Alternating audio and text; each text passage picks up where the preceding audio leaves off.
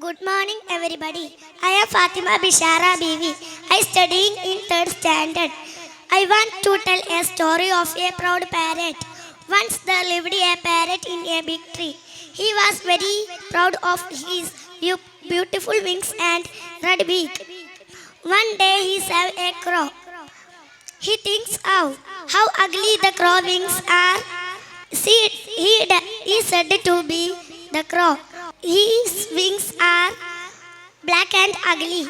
The crow replied, thought they are black and ugly, but at least helps me to fly at a larger distance.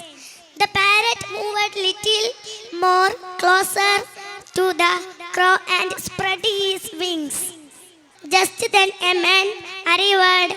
The parrot left and place his place. Okay, thank you.